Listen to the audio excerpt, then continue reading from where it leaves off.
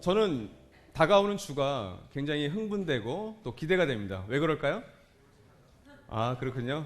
아, 그래서 저희 어제 순회가정교회에서는 7월 마지막 달과 마지막 월과 또 8월 첫째 주를 2주를 방학을 좀 하자. 그러다가 그냥 방학은 또 그렇고 그래서 7월 마지막 26일인가 같은 토요일 날 저희 수원에 있는 우리 KT 위즈파크라고 그러죠. 그래서 우리 그쪽으로 남자들이 우리 아이들 다 데리고 야구를 보러 가기로 했어요. 그래서 오늘 삶으로 말씀 읽기 네 번째 질문이 가족들과 함께 야구 경기장 가는 겁니다. 그래서 언제든지 수원에서 한번 봬요. 한국 야구도 뭐 좋아하지만 저는 특별히 미국에 있는 LA 다저스라고 하는 팀을 계속 응원하고 있어요. 그래서 그 팀이 어떤 성적을 거두고 있는지를 사실 매일매일 체크를 합니다. 그래서 하이라이트도 계속 보고요. 미국에 있을 때는 류현진 경기도 실제로 보러 갔었고 또 추신수 선수의 경기도 직접 관람을 했었어요.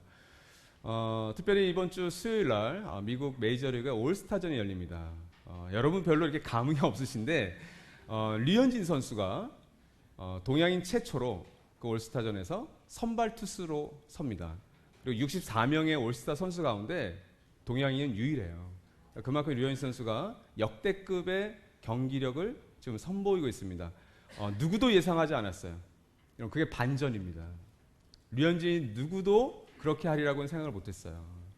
근데 저는 좀 알고 있었어요. 류현진 선수가 잘할 것이다. 왜 그러냐면 류현진 선수가 모 팀이 한국의 한화라고 하는 팀이에요. 우리 김은중 목사님이 응원하는 팀인데 대전 충청권에 있는 분들이 한화를 많이 응원하시죠. 우리 윤수 형제도 한화예요? 아니에요? 한화예요? 한화는 아니에요? 모르겠네요. 한화는 별명이 하나 있어요. 한화는 화나. 워낙 경기력이 떨어지기 때문에 그 팬들을 화나게 만든다 해서 화나고요. 아까 일부 예배 때는 우리 박태진 우리 형제 찬양 인도하시는 태진 형제는 롯데 그러더라고요. 롯데는 이름이 꼴대예요. 꼴대. 늘 꼴찌만 하는. 그래서 꼴대. 그다음에 LG 팬 있으세요? LG는 7G. 항상 끝나고 나면 7등. 그래서 7G. 그래서 야구계에는 엘로끼라고 하는 말이 있습니다. LG, 롯데, 기아는 항상 경기가 끝나면 시즌이 끝나면 7, 8, 9이다. 그래서 엘로끼는 과학이다. 뭐 이런 말이 있죠. 다양한 팀들이 이렇게 이름을 갖고 있는데 바로 그 한화에서 류현진 선수는 에이스였습니다. 근데 너무 잘 던졌어요. 방어율, 자책점이 1점대였는데도 팀이 너무 못해서 10승을 못해요. 그런 투수가 메이저리그로 가서 좋은 팀에서 있었으니 저는 잘할 것 같았는데 이렇게 잘할 줄 몰랐어요. 바로 그 올스타전이 이번 주 수요일에 있습니다. 월요일인가는 홈런 더비가 있고요. 그래서 이렇게 좀 틈틈이 좀 보려고 합니다. 특별히 이번에 LA 다저스가 6월 22일, 23일, 24일 홈 경기에서 그 홈 경기에서 3번의 끝내기 승을 얻게 돼요. 그 3번의 끝내기를 루키들이라고 하는 신인 선수들이 다 달라요. 그 3명이 9회 말에 홈런으로 끝내기 승을 취합니다. 굉장히 이건 뉴스예요. 메이저에 처음이에요. 3명의 신인 선수가 그것도 9회 말에 끝내기 홈런으로 이긴 건 처음 있는 일이었고요. 놀랍게도 4번째, 5번째 홈 경기에서도 코디 벨린저라고 하는 타자를 통해서 끝내기 승리를 얻게 됩니다. 그래서 5경기 연속 끝내기는 야구 역사상 메이저리그에서는 딱 2번 있었던 일이에요. 그것을 최근에 다저스가 합니다. 저는 지금 야구의 차진이로서 생짜 찾는 이인 여러분을 야구의 차진이의 세계를 지금 안내하려고 하는 거예요. 그래서 저의 단어 선택과 이런 것이 좀 이해가 안 가셔도 오늘 아마 설교가 끝나면 야구가 그렇게 재밌을 수 있겠구나. 아까 일부의 한 자매가 저한테 그런 피드백을 해주다가 목사님 야구가 이렇게 또 재밌는 게 있겠군요. 그래서 꼭 가봐 얘기했는데 영상 하나 보여드리려고 그래요. 여러분 야구는 인생과 굉장히 좀 흡사한 면이 있습니다. 모든 스포츠가 사실은 그래요. 반전이 있어요. 근데 그 반전 가운데 우리 다저스가 4번째 끝내기 승리를 얻는 장면, 이것은 메이저리그 역사상 처음 있는 사건이었습니다. 바로 그 사건이 어떻게 일어났는지 한번 보시죠. 미국 사람들도 이런 경기를 본 적이 없습니다. 5 선수가 연속으로 볼넷으로 끝내기로 이긴 거예요. 사실은 코디 벨린저가 2, 3에서 사실 몸으로 날라온 공이 하나 있었는데 그걸 피했어요. 다저스 팬들이 다 원망을 했죠. 그걸 어떻게 피하냐? 맞아야지. 근데 또 볼이 들어와서 사실은 끝내기 승으로 이겼습니다. 근데 여러분, 사실은 이 마무리 투수였던 이 홀랜드라고 하는 애리조나 선수는 특급 마무리예요. 근데 그가 올라와서 4번의 볼넷을 줄이라고는 누구도 상상 못했을 거예요, 그렇죠? 그럼 야구는 인생의 작은 축소판과도 같아요. 그래서 그 야구를 통해서 사실은 우리가 인생에 있어서 어떤 묘미, 그리고 인생에 있어서 어떤 레슨들을 좀 얻을 수 있다고 저는 생각합니다. 특별히 야구 관람을 하실 분들은 뭐 그냥 좀 이렇게 여러 가지 뭐 이렇게 야구를 특별히 알지 않아도 이해를 못해도 관람하시면 돼요. 그런데 야구를 내가 직접 해보고 싶다, 뭐 사회인 야구이든 혹은 프로가 되실 수는 없겠지만 내가 야구를 직접 하고 싶다고 하신다면 꼭 알았으면 하는 3가지가 있습니다. 그 3가지를 여러분께 좀 알려드리려고 해요. 그렇게 되면 야구가 인생과 크게 다르지 않구나도 알게 돼요. 네, 왜 그러죠? 이거요? 이거 지금 나오면 안 되는데. 그냥 놔두세요. 네. 여러분, 야구의 첫 번째 우리가 알아야 될 것은 규칙입니다. 그런데 이 야구의 규칙은 사실 너무 복잡해요. 뭐 야구가 뭐 이렇게 복잡해요, 목사님? 방망이 들고 공 하나 치는 거 아닌가요? 제가 찾아봤어요. 우리 KBO에 들어가서 2019년 공식 야구 규칙 집이 있어요. 책인데, 그건 PDF로 214페이지입니다. 그러니까 야구를 제대로 하려면 200페이지가 넘는 그 규정집을 다 이해하는 게 좋겠죠. 축구는 얼마나 간단합니까? 발로 공을 몰고 가다가 큰 바구니 안에 넣으면 돼요. 농구는 공으로 이렇게 튕기하다가 작은 바구니 안에 또 넣으면 되는 게 축구와 농구입니다. 그런데 이 야구는 굉장히 복잡해요. 정말 복잡합니다. 근데 이 복잡한 걸 다 알려줄 수는 없고 오늘 PPT를 보면서 여러분에게 최대한 빠르게 알려드릴 텐데 이걸 숙지하시면 어느 구장을 가셔도 야구를 다 이해할 수 있으실 거예요. 네, 틀어주시죠. 야구는 몇 명이 할까요? 네, 이 정도는 또 아시네요. 9명. 예. 레귤러 멤버가 9명이라는 거예요. 후보 선수까지 하면 그 로스터가 다 달라집니다. 평상시에는 뭐 메이저리그에서는 한 20명 정도 될까요? 근데 이게 포스트 시즌으로 가까이 가면 42명으로 또 확대가 됩니다. 이 정도는 남성분들은 좀 아시죠? 네, 야구의 목적이 뭘까요? 한 이닝 혹은 한 회 동안 점수를 많이 내는 게 목적이고요. 야구에서 점수를 내기 위해서는 한 선수가 1루, 2루, 3루 그리고 홈이라고 하는 베이스로 들어오면 됩니다. 찍으면 돼요. 공보다 빨리. 그래서 어떤 분들은 이 야구가 굉장히 은혜로운 경기다. 왜죠? 홈을 떠나서 1루, 2루, 3루 밟고 다시 홈으로 들어오는. 왜냐하면 미국의 풋볼이라고 하는 경기는 터치다운을 들어가죠. 거기도 홈이에요. 근데 사람 몸이 들어간 건 전혀 중요하지 않습니다. 누구도 관심이 없어요. 공을 들고 같이 들어가야 돼요. 근데 이 야구는 공을 멀리 쳐놓고 몸이 홈으로 들어오면 이기는 은혜로운 경기예요. 뭐 그런 경기고요. 1이닝 혹은 1회가 초와 말로 공격이 되어 있습니다. 원정팀이 1회 초 그리고 1회 말은 홈 경기팀이 말 공격을 해요. 그래서 모든 끝내기 경기는 홈팀 경기가 끝내기가 될 수 있죠. 말 공격이니까. 3번의 아웃이 되면 그 이닝이 체인지가 됩니다. 공격과 수비가 체인지가 되는 거고요. 2번이 이제 체인지가 되면 1회가 바뀌는 거죠. 그래서 우리가 뭐 공수교대 혹은 뭐 3아웃 체인지 이런 말을 많이 들어보셨을 거예요.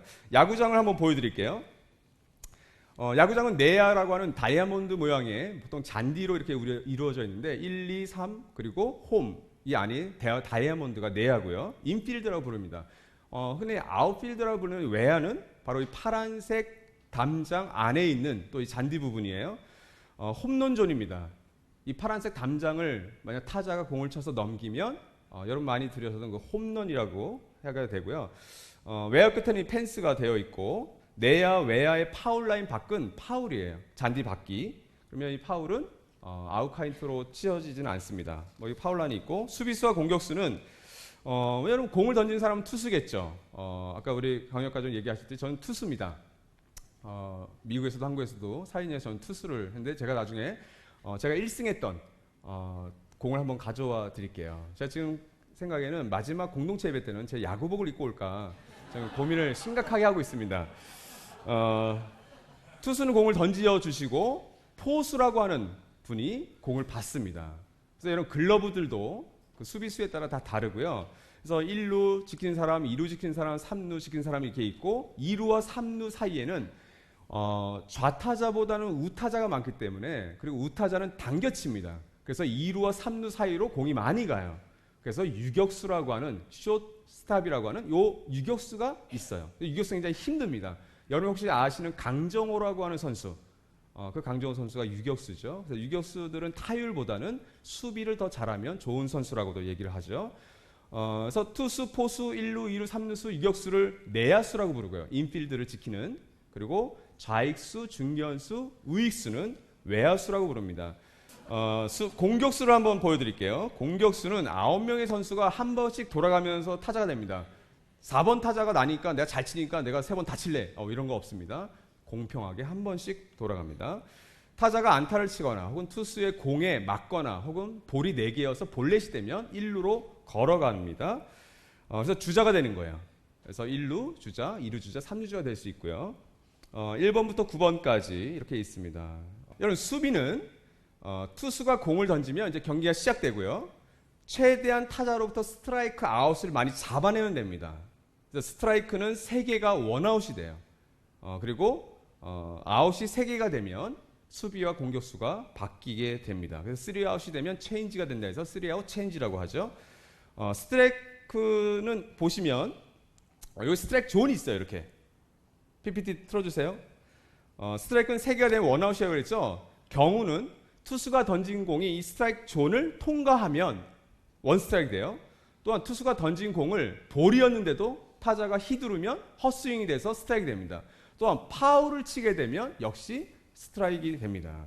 그래서 파울은 뭐 2개, 3개, 4개, 뭐 10개를 쳐도 전혀 상관은 없어요. 반면 볼이 먼저 4개가 되면 포볼이 되어서 1루로 걸어가게 됩니다. 공짜로 나가게 되는 거죠. 그래서 미국이나 한국에도 이제 고의 사구가 있어서 굳이 이 타자를 볼넷을 줄 거면 미리 주자. 그래서 던지지 않고 볼넷을 고의 사구를 주기도 합니다. 볼은 바로 이 네모난 모양 밖으로 갔을 때 심판의 재량껏 볼을 주게 됩니다. 미국과 한국의 심판의 재량권은 조금 차이가 있는데요. 미국은 워낙 이 공권력이 세죠. 그래서 심판, 야구나 운동 경기의 심판들도 권력이 굉장히 셉니다. 그래서 스트라이크에 관련된 권한은 VR로도 바뀌지가 않습니다. 수비는 뭐 투수가 스트라이크, 타자가 공을 못 치게 3개 던져서 삼진하면 뭐 제일 좋은 거겠죠. 그래서 삼진왕 뭐 이런 말도 있습니다. 두 번째는 타자가 공을 쳤는데 땅볼이 된 것을 수비수가 빨리 주워서 1루에 있는 혹은 2루에 있는 3루에 있는 수비수에게 던져서 공이 발보다 먼저 도착하면 아웃이 됩니다. 또한 타자가 친 공이 하늘로 플라이가 돼요. 뜬볼이 됐을 때 땅에 닿지 않고 직접 받으면 역시 아웃이 됩니다. 또한 주자가 그 베이스를 밟고 있지 않을 때 그 공으로 수비수가 몸을 터치하면 역시 아웃이 됩니다. 마지막 공격으로는 타자는 뭐 어떻게 해서든 뭐 공을 때리든 공을 때리지 않고서도 홈까지 무조건 돌아오면 1점을 얻게 됩니다. 홈런은 아시겠죠? 아까 그 파란 담장 밖으로 공을 날려버리면 1점 없는 홈런이 되고요. 만약 1루에 한 명 있다, 그럼 투런 홈런이 되고요. 2루에 있으면 3런, 그리고 1, 2, 3루 베이스에 모든 사람이 채워져 있는데 홈런을 쳤다, 그것을 말루 홈런이라고 합니다. 영어로는 그랜드 슬램이라고 그러죠. 이렇게 할 수 있고, 안타는 뭐 공을 때려서 주자의 발이 베이스의 수비수의 공보다 먼저 도착하면 그것이 안타가 되는 거고요. 도루라는 것이 있습니다.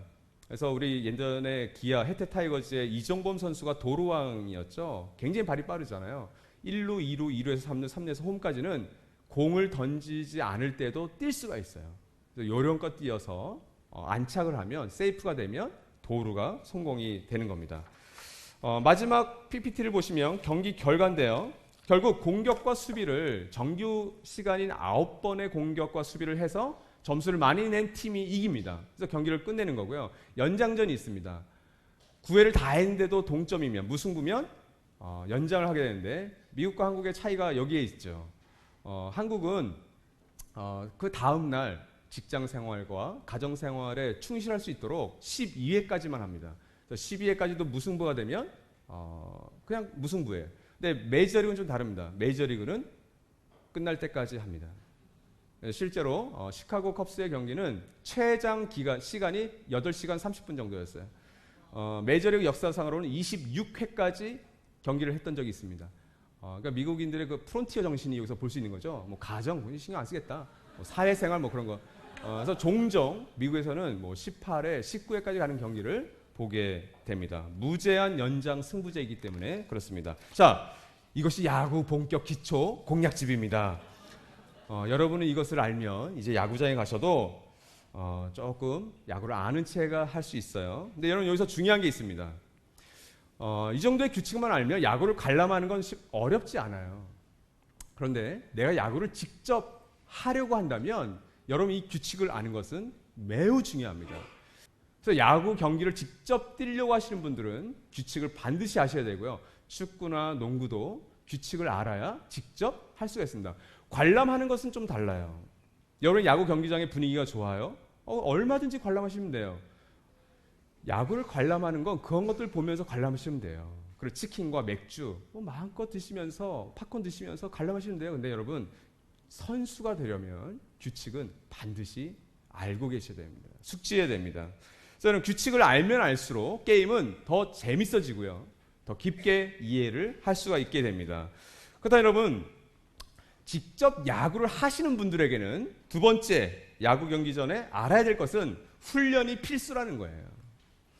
모든 스포츠가 그렇지만 훈련 없이는 결코 좋은 선수가 될 수가 없습니다. 관중은 훈련할 필요가 없어요. 그렇죠? 관중은 리모컨이나 아니면 직접 경기장에 가서 그냥 보시면 돼요. 좋은 것 드시면서 그냥 보시면 돼요. 그럼 여러분 선수는 그리고 사회인 야구처럼 취미 생활을 하는 분들도 훈련은 반드시 필요합니다. 훈련하지 않으면 아마추어 야구여도 보기가 민망해집니다. 그 민망한 일들이 너무나도 많이 일어나요. 팀워크를 깹니다. 훈련하지 않은 한 사람 때문에. 투수와 아까 포수의 거리가 18.44m예요. 아까 PPT에 나와 있지만 이 18.44m를 투수는 지름이 8cm 미만인 작은 공을 포수에게 전력껏 던집니다. 그래서 여러분 뭐 미국에는 160km 이상을 던지는 100마일 이상을 던지는 투수들도 흔치 이렇게 좀 몇몇 있어요. 보통 150km 이상을 던집니다. 뭐 한국에서는 140 중반대를 보통 던지게 돼요. 그래서 감독이나 코치가 타자들에게 이런 주문을 많이 합니다. 눈으로 공을 끝까지 쫓아라. 그럴 수가 없습니다. 왜냐하면 18.44m에서 투수가 공을 140으로 던져서 포수 밑에 도착하는 시간은 0.4초예요. 근데 그 0.4초 동안 공을 본다. 140km 이상이 되면 공을 못 봅니다. 그러니까 여러분 투수 타자가 그 공을 치려고 0.2초 만에 그 투수의 공의 구질을 선택해서 때려내야 되는데 0.2초 만에 여러분 생각할 수 있을까요? 반사신경이에요. 우리가 던지는 아리랑 볼이 아니라고요. 우리는 사회인 야구에서는 공을 끝까지 볼 수 있어요. 왜 그렇게 공이 천천히 와요. 근데 프로의 경기에서는 훈련이 아니고서는 그 140, 150km의 공을 칠 수 있는 법은 없습니다. 요행이도 칠 수는 없을 거예요. 그래서 여러분 훈련은 필수가 됩니다. 그리고 왜냐하면 투수가 하나의 공만 던지는 게 아니에요. 투수는 스트라이크를 던질 때 직구를 던집니다. 그래서 우리가 스트레이트라고 하는데 공을 뭐 실밥을 2개를 잡느냐 4개를 잡면서 투심이냐 포심이냐 커브냐 슬라이더냐 너클볼이냐 포클볼이냐 싱커냐 체인지업이냐 여러분 다양한 구질을 던지는 거예요. 근데 여러분 타자가 훈련하지 않고서 그 공들을 친다? 그건 불가능합니다. 저는 미국에서 우리 교회 팀들하고 같이 야구를 할 때 저희 상대 팀이었던 한 목사님의 이야기를 절대 잊을 수 없어요. 이분은 운동치예요. 그러니까 운동을 잘 못해요. 그런데 이제 야구를 한다고 하니까 그 팀에 있는 우리 대학부 학생들이 그래도 목사님이니까 우익수에 가는 게 맞거든요. 그래 팀이 이겨요. 근데 이분을 3루수에다가 목사님 재미있으시라고. 근데 목사님 중요하신 분이니까 3루에 계셨고 저 이제 공격을 하는데 뭐 평범한 땅볼이었던 것 같아요. 근데 땅볼인데 그걸 잡아서 1루에 던지면 돼요. 근데 이분이 그냥 그 필드에 쓰러지시더라고요. 그냥 쓰러지고 공은 뒤로 뚫어가고 이게 무슨 허접한 짓인가. 나중에 만나서 이제 목사님 왜 쓰러지셨어요? 했더니 최 목사님 저는 분명히 상상하기를 멋있게 탁 낚아채서 1루로 휙 던지면 된다고 제 머리는 생각을 했는데 제 몸은 땅바닥으로 넘어지더라고요. 그래서 여러분, 야구인들에게 이런 속설이 있습니다. 훈련장에서 훈련하지 않은 것은 경기장에선 절대 나오지 않는다. 그래서 여러분, 이 베테랑 선수들이 훈련하고 연습하는 이유가 거기에 있는 거예요. 여러분, 우리도 마찬가지죠. 인생을 살아갈 때 뭐 예를 들어서 나는 오늘 아침 우리 아내에게 또 아이에게 남편에게 화 안 낼 거야. 그건 상상이에요.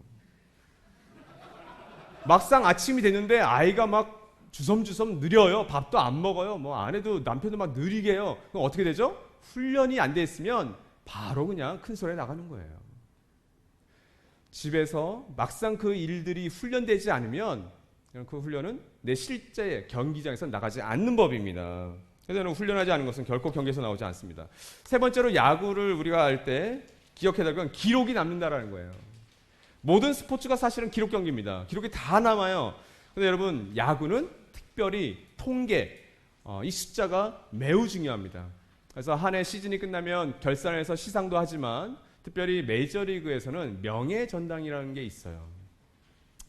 이 명예전당은 한 선수가 은퇴를 했을 때 미국의 스포츠 야구 기자단 수백 명의 사람들이 투표를 해서 그것이 몇 명 정도, 한 몇십 프로가 돼야 넘어야 명예전당에 헌액을 해요. 미국의 모든 야구 선수들의 꿈입니다. 근데 그 기록에 의해서도 올라가지만 만약 그 기록이 명예가 실추되거나 뭐 약물이라든지 성추물이라든지 뭐 이런 게 되면 명예전당에서 떨어져요. 근데 그 기본은 기록입니다. 그 한 선수의 기록이 한 경기 한 경기의 기록이 한 시즌 혹은 20시즌, 뭐 15시즌, 15년, 20년 동안 남게 되는 겁니다. 그래서 한국이나 미국이나 반짝 잘하는 선수에 그렇게 관심이 없어요. 꾸준하게 얼마나 성실하게 매 경기마다 최선을 다하는가에 대한 그 선수들에 대해서 특별히 미국에서는 굉장히 존중을 해줍니다. 두 명의 선수를 제가 소개할 텐데요. 첫 번째 선수는 칼 립켄 주니어라고 하는 선수입니다. 여러분 거의 들어보신 적이 없으실 거예요. LG의 김현수 선수가 잠시 메이저리그에서 몸담았던 볼티모어 오리올스의 레전드와 같은 선수입니다. 이 선수는 1982년부터 2001년까지 약 21년 동안 전 경기를 다 출장했어요. 감기에 걸릴 수도 있잖아요. 다리가 부러질 수도 있잖아요. 21년 동안. 근데 이 선수는 자기의 몸 관리를 해서 21년 동안 그 볼티모어 오리올스가 참여했던 모든 경기에 다 선발 출전했습니다.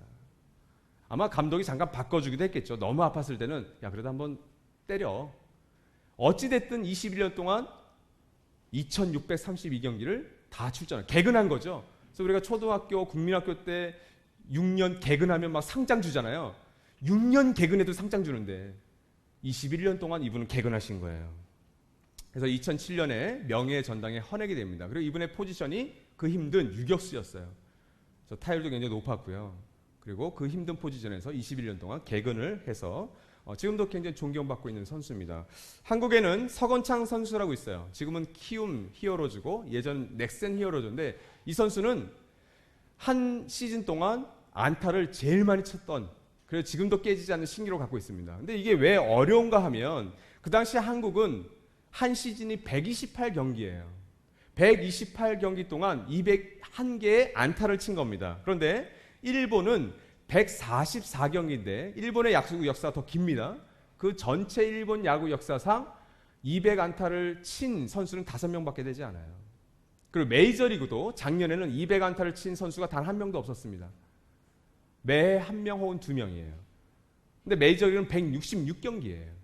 그러니까 128경기 동안 200안타 이상을 친 거는 대단한 기록이었죠. 그래서 서건창 선수가 그 기록을 달성합니다. 근데 서건창 선수가 더 눈에 돋보였던 것은 이 선수는 신고 선수였어요. 신고 선수라는 것은 프로 선수가 바로 되지 못하고 적은 금액으로 뭐 1년에 연봉 1,000만 원 혹은 2천만 원을 받고 육성 선수가 되는 거예요. 너는 좀 가능성이 있어 보이니까 프로가 될 수는 없고 우리 팀에 와서 그냥 훈련만 좀 열심히 해봐. 그러다 기회가 생기면 기회를 줄게. 그래서 서건창, 장종훈, LG의 김현수 선수가 다 이 신고 선수 출신들입니다. 그러니까 정말 열심히 훈련했겠죠. 처음에는 빛을 못 보다가 나중에 빛을 봤던 선수들이 바로 서건창 선수가 대표적인 선수예요. 자, 여러분, 야구와 인생이 야구에서도 규칙이 중요하죠. 또 훈련을 해야 야구를 직접 할 수 있죠. 또 그 훈련에서 직접 야구를 했을 때 기록이 남아요. 이런 부분들이 만약 인생과 비슷하다면 우리는 정말 이 부분에서 좀 귀담아 들어야 될 것 같아요. 특별히 인생을 마음대로 살 수 있었고 지혜와 권력과 어떤 재물도 있어서 정말 인생을 마음껏 살 수 있었던 사람이 있었다면 그 사람의 예를 좀 귀담아 들으면 좋을 것 같아요. 전도서를 썼던 솔로몬이라고 하는 왕이 바로 그런 인생을 살았습니다. 그 인생을 다 살고서 야, 인생은 이렇게 살면 안 되겠다, 혹은 인생은 이렇게 살았으면 좋겠다고 쓴 책이 잠언과 아가서 사이에 있는 12장 정도의 짧은 책입니다. 그것이 전도서예요. 인생을 살아갈 때도 우리가 알아야 할 것이 있다라는 거예요. 야구와 인생의 공통점이 있다는 것을 저는 전도서를 보면서 알게 돼요.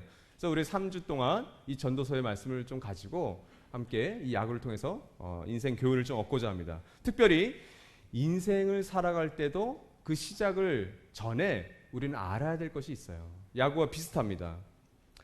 전도서 5장 18절에서 20절에 있는 말씀을 읽을 텐데요. 이 말씀을 보면 우리에게 일종의 법칙, 규칙이 있다는 것을 알려주고 있어요. 같이 한번 읽겠습니다. 시작. 우리의 한평생이 짧고 덧없는 것이지만 하나님이 우리에게 허락하신 것이니 세상에서 애쓰고 수고하여 얻은 것으로 먹고 마시고 즐거워하는 것이 마땅한 일이요 좋은 일임을 내가 깨달았다. 이것은 곧 사람이 받은 몫이다. 하나님이 사람에게 부와 재산을 주셔서 누리게 하시며 정해진 몫을 받게 하시며 수고함으로써 즐거워하게 하신 것이니 이 모두가 하나님이 사람에게 주신 선물이다. 하나님은 이처럼 사람이 행복하게 살기를 바라시니 덧없는 인생살이에 크게 마음 쓸 일이 없다. 여러분 18절에서 20절에 있는 이 전도서의 말씀을 보게 되면 인생을 꽤 살았던 사람의 고백임을 알 수 있어요. 왜 인생을 다 살고 나니까 인생을 다 돌아보니 짧고 덧없는 것이다 고백해요. 만약 여기 혹시 20대 우리 청년부에 있는 한 형제가, 한 자매가 목사님 인생을 살아보니 참 짧고 덧없네요, 이렇게 얘기하시면 저는 뭐라고 할까요? 저희 가서 우리 양순 목사님께 한번 여쭤봐. 여러분 70년을 넘게 사신 분과 이제 20년을 산 이 인생이 짧고 덧없다, 이건 좀 달라요. 우리 양 목자님께서 만약 인생을 살아보니 정말 짧고 덧없네, 아니 70년 이상을 사셨는데 80년 가까이 사셨는데 인생이 짧고 덧없다라고 느껴지신다? 귀담아 들어야죠. 근데 여러분 그렇지 않습니까? 몇 년을 살아왔던 간에 여러분의 인생을 이렇게 뒤돌아보시면 우리 어머니들이 가끔 그런 얘기 하시잖아요. 아유, 한숨 한 번 쉬었더니 50년이 지났네. 근데 여러분 우리의 인생을 되돌아보면 늘 그렇습니다. 눈 깜빡할 새에 20년, 30년, 나의 멋진 시간들이 다 지났네, 이렇게 고백해요. 근데 전도서를 썼던 솔로몬도 지금 그렇게 고백해요. 그래서 짧고 덧없는 것이라고 표현하죠. 점점점 가다가 내가 깨달았다. 그러니까 인생을 정말 그는 지혜를 가지고 권력을 가지고 수많은 재물을 가지고 전도서 3장에 있는 수많은 업적들과 성취들을 이루려고 살았어요. 치열하게. 그렇게 살고 싶었던 거예요. 그랬더니 이 고백을 하고 있는 겁니다. 인생을 살았더니 나는 이렇게 깨달았다. 인생이 정말 짧고 덧없다. 그래서 여러분 전도서를 자세히 보시면 좀 누려라, 좀 쾌락을 누려라, 행복을 누려라, 이런 얘기를 많이 합니다. 그래서 쾌락주의자인가? 그게 아니라 인생을 정말 살아보니 많은 것들에 덧없는 것들에 신경 쓰는 뭐 그런 것보다는 먹고 마시는 것을 통해서, 아내와 남편의 관계를 통해서, 일상을 통해서, 소소한 걸 통해서 낙을 누리는 게 참 좋겠다, 이렇게 얘기하고 있는 거예요. 여러분 우주에도 법칙이 있다는 거 아세요? 자연법이 있습니다. The Law of Nature라고 하는 자연법일 수도 있는데 중력도 하나의 법칙이죠. 나는 이 중력을 믿지 않아. 그래서 여러분 고층에 높은 곳에 올라가서 그 믿음을 가지고 떨어지시면 그 법칙에 여러분 당하게 되어 있습니다. 다리나 어디가 부러지게 되어 있어요. 작은 법칙도 그 법칙을 어기게 되면 사람에게 해가 됩니다. 여러분 우리에게는 본능은 어떨까요? 인간에게 있는 모든 본능은 본래적으로는 선한 것입니다. 여러분 갖고 있는 모든 본능이 다 그래요. 먹고 싶은 것, 자고 싶은 것, 뭔가 하고 싶은 것, 뭐 스킨십도 본능이죠. 다 선한 것입니다. 근데 그 본능을 너무 억제하다 보면 그것이 잘못 가고요. 그렇다고 너무 풀어서 그것을 너무 추구하면, 과용이 되면 역시 문제가 심각해집니다. 그 본능을 어떻게 잘 쓸 것이냐. 뭐 피아노 건반이 88개인가요? 그 건반 가운데 나쁜 건반은 없죠. 그 건반을 언제 화음을 잘 누르느냐가 옳으냐 그르냐지, 그 모든 건반이 나쁜 건 없어요. 본능도 비슷합니다. 다 선한 본능입니다. 근데 여러분 전도서는 우리의 인생이 그런 선한 본능들을 갖고 있는 모든 우리의 인생이 하나님께 받은 몫이라고 합니다. 18절에 있는 말씀이에요. 하나님이 우리에게 허락하신 것, 그리고 19절에서는 사람이 받은 목 혹은 누리게 하시며 정해진 목, 그리고 하나님이 사람에게 주신 선물. 그러니까 이 몫은 선물이라고 보시면 됩니다. 그러니까 우리의 인생이 하나님의 선물이다. 우연히 존재하는 것이 아니라 이 삶을 시작하게 하신 분이 계시다. 그래서 그것이 하나님의 선물이다라고 얘기하고 있는 거예요. 그래서 그 선물인 우리의 인생을 잘 살아낼 수 있도록 하나님께서 우리에게 규칙을 주십니다. 법칙을 정해주세요. 그 본능을 잘 제어해서 잘 마음껏 사용해라. 너에게 준 음료와 너에게 준 음식들을 잘 사용해라. 너에게 준 시간과 에너지와 감정들도 잘 사용해라. 선용하라고 얘기하시는 거죠. 그 법칙을 받을 때 사람은 행복할 수 있다. 그래서 여러분 오늘 20절에서 하나님은 이처럼 사람이 행복하게 살기를 바라시니 이렇게 되어 있어요. 여러분 하나님께서 우리에게 원하시는 건 여러분의 행복이에요. 우리가 하나님이 하나님 무서우신 분, 공포스러운 분, 우리를 지옥에 보내신 분, 그 믿지 않는 분은 저주를 주신 분, 그게 아니라 하나님은 믿는 자건 믿지 않는 자건 교회 안에 있는 자건 교회 밖에 있는 자에게 원하시는 건 1차적으로 행복이에요. 사람들이 얼마나 행복하길 원하십니까? 그건 정당한 욕구예요. 여러분 모두가 행복할 권리가 있습니다. 그것이 인권으로 나타나는 거고요. 우리의 욕구 가운데서도 그 행복한 건 당연한 거예요. 쉬고 싶은 게 당연한 거고요. 눕고 싶은 게 당연한 거예요. 잠을 자고 싶은 것도 너무 당연한 거예요. 그래야 행복합니다, 여러분. 근데 여러분 행복하기 위해서 하나님께서 규칙을 주세요. 법칙을 주세요. 그것이 하나님의 말씀입니다. 그래서 여러분 성경을 가리켜서 우리는 인생 매뉴얼이라고 그래요. 인생이 얼마나 복잡합니까? 인생은 답이 거의 정해지지 않아 있어요. 기독교도 답을 주지 않습니다. 그 답을 향해서 나아가요. 답을 향해서 진지하게 구도를 합니다. 근데 여러분 성경은 인생을 향한 매뉴얼이에요. 사용 설명서예요. 쉽게 얘기해서 여러분 이 물통에 사용 설명서가 있을까요? 설계도는 있어요. 사용 설명서까지 있을지 모르겠어요. 이미 우리가 이 물통의 사용법을 알잖아요. 물론 다르게 사용하시는 분도 있을 수 있어요. 이 물통에다 난 밥을 넣어서 먹고 싶다. 난 김치를 여기다 담가서 먹고 싶다. 하셔도 돼요. 근데 사용 설명서는 그렇게 안 써 있을 거예요. 여러분 복잡한 물건으로 갈수록 사용 설명서는 두꺼워집니다. 여기 핸드폰 다 쓰시잖아요. 사용 설명서 어떤 분들은 한 번도 안 보신 분 계세요. 그렇죠? 저 같은 부류예요. 핸드폰이 통화하면 되지. 사용 설명 뭐 필요해. 그래서 어떤 일이 일어나죠? 5년 후, 7년, 10년 후에 야, 이 핸드폰에 이런 기능이 있었어? 웃으신 분들은 아마 다 아셨을 거예요. 저도 이런 유용한 기능을 누가 알려주죠. 그분은 설명서를 아시는 분이에요. 인생도 마찬가지입니다. 어쩌면 내가 50년, 70년을 살다가 옆에 있는 가장 가까운 아내나 남편이 혹은 자녀가 부모님이 50년씩 알려주시는 거죠. 야, 인생은 이렇게 사는 게 아닐까? 네, 뒤늦게 아는 거죠. 매뉴얼을 보신 분이에요. 여러분 성경은 우리를 향한 인생 매뉴얼입니다. 그래서 복잡해 보이는 그 인생을 살았던 수많은 믿음의 선배들이 선조들이 성경에 등장해요. 그래서 인생이 이렇게 살았으면 좋겠다라고 우리에게 얘기하고 있는 거죠. 그래서 여러분 하나님께서는 그 법칙을 우리에게 주고자 하세요.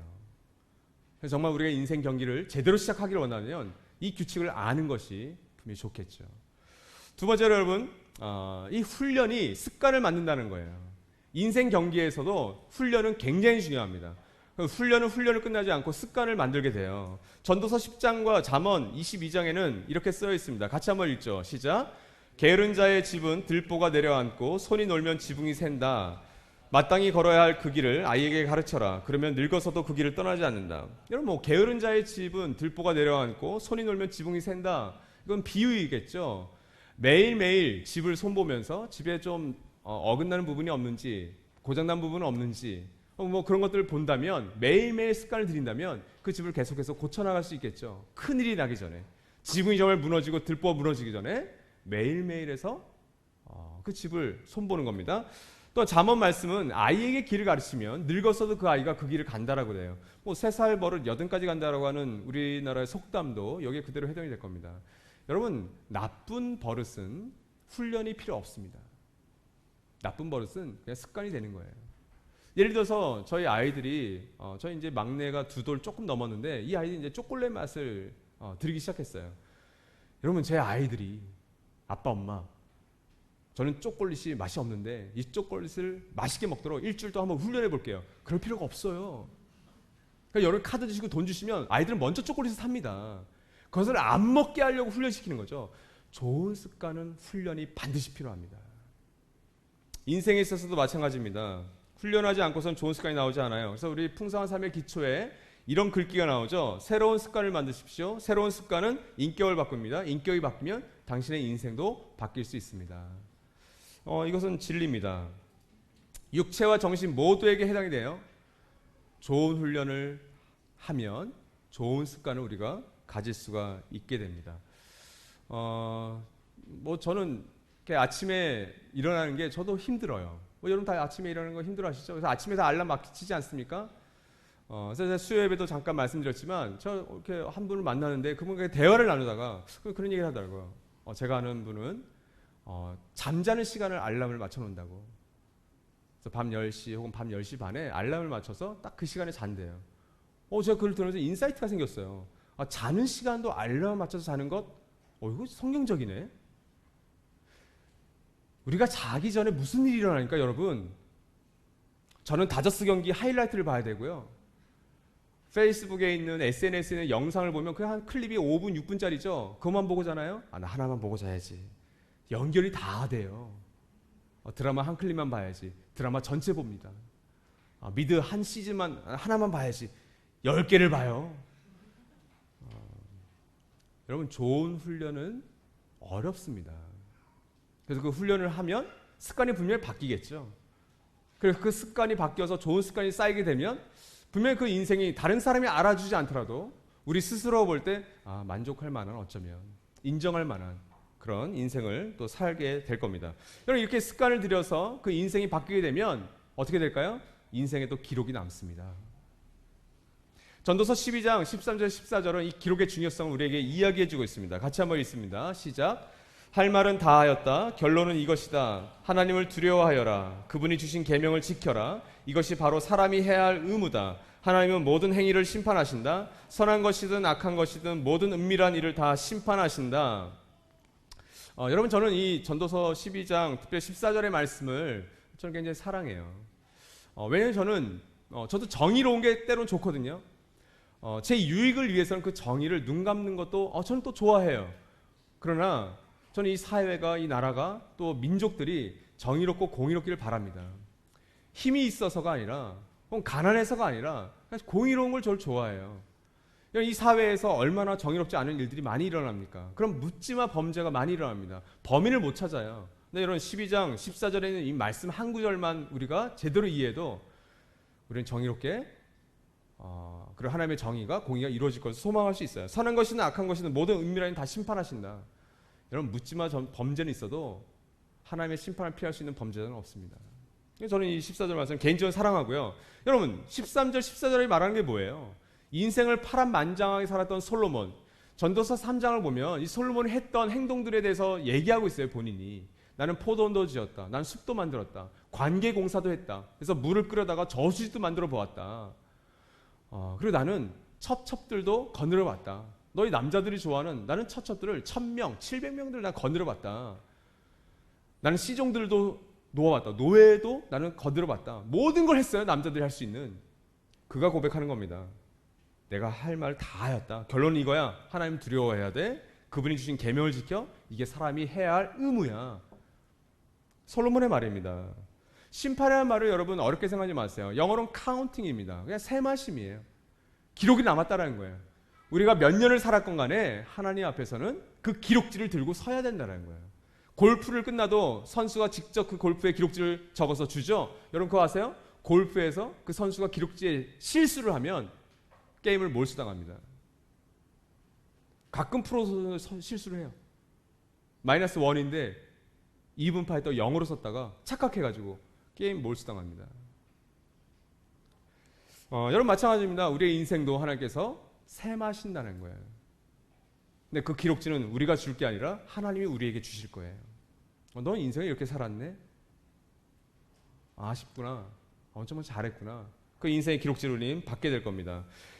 그럴 때 전도자는 이렇게 고백했어요. 하나님의 그 세마심이 있다고 할 때 내가 어떤 일을 하든지 너의 힘을 다해서 하여라.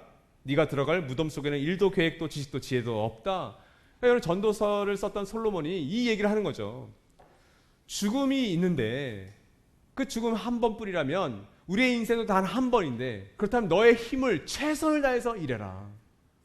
너의 직장 생활, 너의 가정 생활, 너의 싱글로서의 이 홀로 하는 생활, 너의 인생을 최선을 다해서 힘을 다해. 이게 전도서의 결론이라는 거예요. 야구라는 게임은 질 수도 있고 이길 수도 있어요. 한 시즌이 끝나면 다음 시즌이 또 있습니다. 게임들이 많아요. 근데 여러분, 인생이라고 하는 게임은 단 한 번뿐인 게임입니다.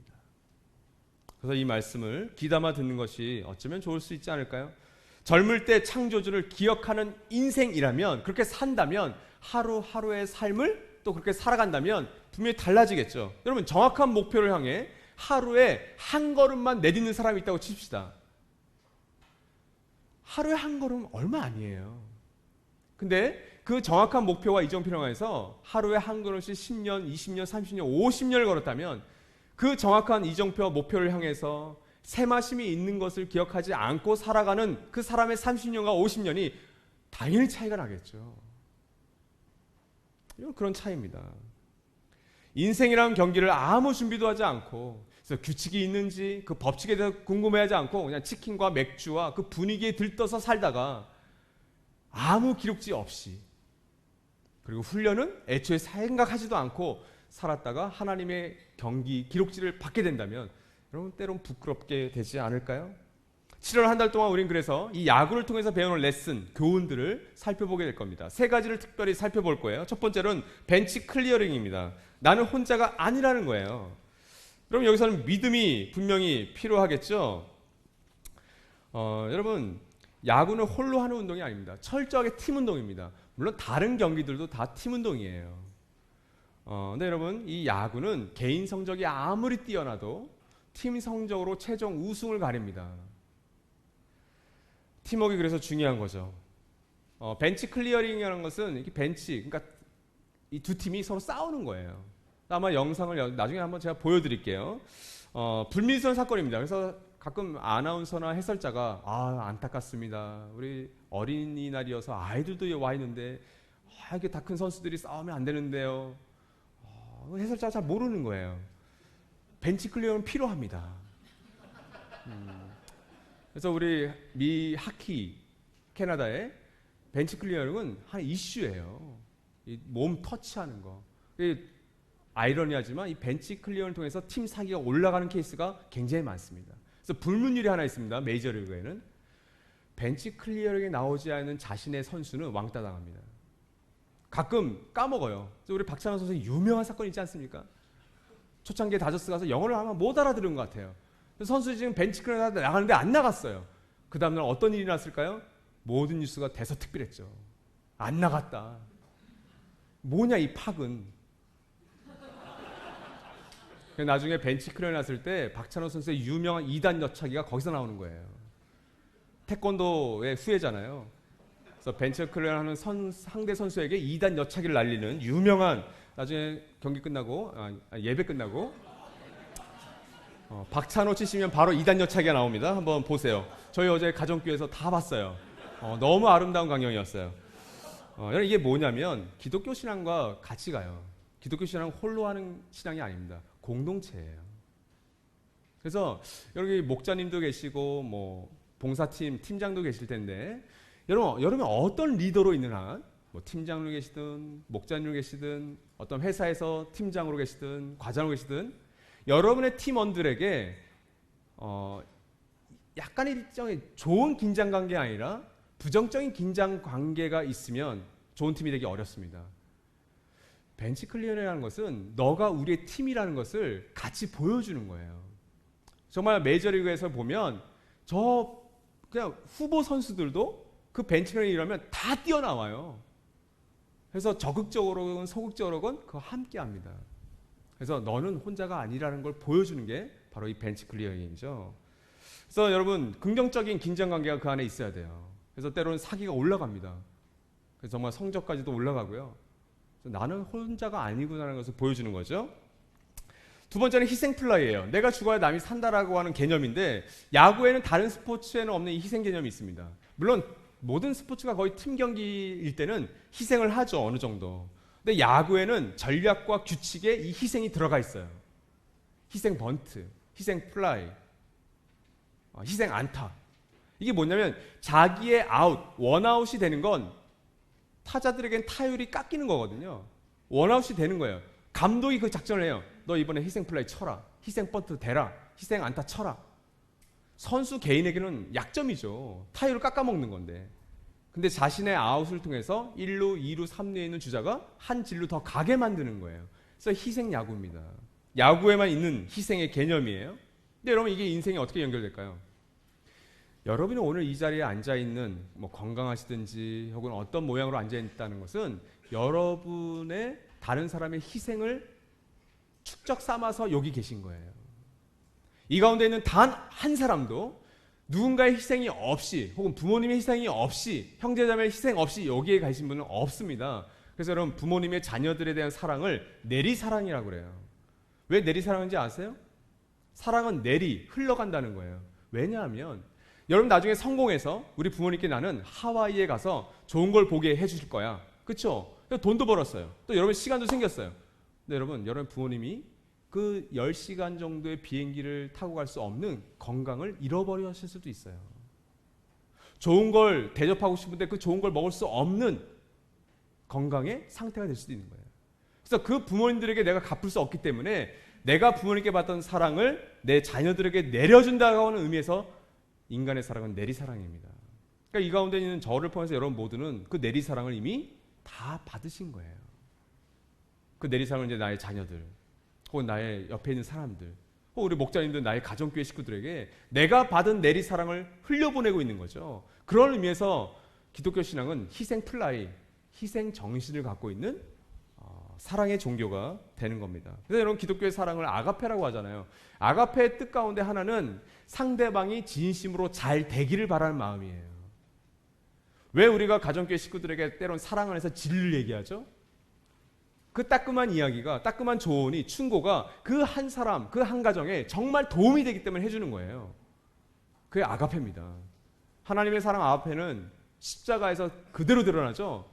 야, 다 용서할게. 얼마나 고생했어. 이게 아니에요. 십자가에 대한 대가를 반드시 치릅니다. 그래서 예수님께서 그렇게 돌아가신 거예요. 그래서 여러분, 희생을 수반하는 사랑이 아니면 우리 존재하지 않습니다. 이 사랑에 대해서 우리가 셋째 주에 더 자세히 살펴볼 겁니다. 네 번째는 퍼펙트 게임인데, 그러나 우리의 인생은 완벽하지 않아요. 그럼 퍼펙트 게임이라는 것은 모든 투수들이 한 번쯤은 상상하고 꿈꾸는 겁니다. 저도 퍼펙트 게임을 꿈꿔봤습니다. 내가 사회인 야구에서 퍼펙트 게임을 한번 해봐야지. 근데 저는 그런 실력이 되지도 않아요. 우리 한국의 KBO에서는 아직도 퍼펙트 게임이 단 한 번도 없습니다. 메이저리그에서도 23번 정도의 한 150년 역사 중에 23번, 24번의 퍼펙트 게임이 있었어요. 나중에 한번 보여드릴게요. 그 퍼펙트 게임을 9회 말 투아웃에서 놓친 분이 계세요. 심판의 오심으로. 근데 여러분 이 퍼펙트 게임은 투수들의 로망이에요. 타자들의 로망은 4할 타자가 되는 겁니다. 전 시즌을 100번의 타석을 선다면 10번 중에 4번, 그러니까 40번의 안타를 치는 게 타자들의 로망이에요. 4할 타자는 굉장히 힘듭니다. 예전 초창기 때는 4할 타자가 있었어요. 현대 야구에서 4할은 꿈의 타율입니다. 타자로서는 4할, 투수로는 퍼펙트 게임. 이룰 수 있어요. 하기도 해요. 근데 여러분 우리 인생은 그렇지 않습니다. 근데 여러분 우리 인생은 어때요? 한번 태어났을 때 우리 공부 잘하길 원해요. 운동 잘하길 원해요. 사회에서 성공하길 원해요. 그리고 삶 속에서 잘 살길 원해요. 왜 결혼하셨어요? 왜 싱글을 선택하셨어요? 왜 비혼을 선택하세요? 더 잘 살기 위해서. 어떤 분은 더 잘 살기 위해서 결혼을 택하기도 하시고요. 어떤 분은 더 잘 살기 위해서, 나답게 살기 위해서 하나님 부르심 때문에 혼자 살기도 하세요. 정말 잘 살기를 원하시죠? 성공하기를 원하세요. 세상적인 성공이 아니라 나는 정말 매력적으로 근사한 성공을 하고 싶어요. 근데 어떤 것이 정말 잘 사는 것이고 어떤 것이 정말 성공하는 걸까요? 그것을 마지막 주에 함께 살펴보려고 합니다. 여러분 이렇게 묻고 싶어요. 여러분의 인생은 지금 몇 회세요? 몇 이닝이세요? 저는 40대 중반이니까 저는 정규 시즌 9이닝에 저는 한 4회 중반일까요? 우리 양 목자님은 70대시니까 이제 7회실까요? 아니요, 여러분. 저의 인생의 구애가 언제 찾아올지 저는 모릅니다. 확신할 수 없어요. 근데 여러분, 그런 산술적으로 구애가 정규 시즌이라면 여러분의 인생은 지금 어디쯤에 와 계신 것 같아요? 언젠가 플레이볼이라는 사인이 떨어져서 우리가 인생을 시작했어요. 근데 여러분, 언젠가는 게임 오버라고 하는 사인도 우리에게 떨어질 겁니다. 그럴 때 어쩌면 이 경기를 시작하게 하신 그 주체자에게 우리는 어쩌면 저는 규칙 몰랐는데요. 제가 진짜 야구 선수가 될 줄 몰랐어요. 저는 훈련 안 했는데요. 제가 어떤 기록을 남겼어요, 도대체? 여러분, 이렇게 얘기할 수도 있겠어요. 근데 여러분, 그 플레이볼이라고 하는 인생을 시작하라고 하신 그 경기의 주체자가 아까 뭘 원한다고 그랬죠? 행복하기를 원하신다고 그랬어요. 그러니까 이 가운데 하나님을 믿는 분이든 혹은 아직 하나님에 대해서 정확히 모르시는 분이어도 기독교의 핵심은 여러분이 행복하기를 원하시는 거예요. 여러분이 정말 무엇을 하시든 행복하셨으면 좋겠어요. 행복을 위해서 결혼하셨다면 정말 그 결혼 생활을 통해서 가정 생활을 통해서 행복하셨으면 좋겠어요. 정말 행복하는 것이 하나님의 원하심이에요. 그래서 여러분, 인생의 역전 드라마를 꿈꿔보고 싶지 않으세요? 지금까지 어떤 삶을 살아오셨든지 나는 정말 이 인생의 규칙과 이 훈련의 의미와 이 기록이라고 하는 이 의미를 알아서 난 정말 멋진 인생의 경기를 살았으면 좋겠다. 왜? 여러분의 아직 구애가 언젠지 아무도 몰라요. 우리 양 목자님께서 이제 고작 2회, 3회일 수도 있어요. 제가 아직도 건강하고 전 운동도 좋아해요. 근데 제 인생이 지금 8회 말일 수도 있다는 거예요. 그럼 아직 남았어요. 뭐가? 역전 드라마가. 저는 이번 7월 한 달 시리즈를 통해서 여러분 인생의 순간순간에서 이 역전 드라마를 꿈꿔보셨으면 좋겠어요. 제가 이제 1분간 침묵하기 전에 이 영상을 보고 침묵할 수 있을지 모르겠지만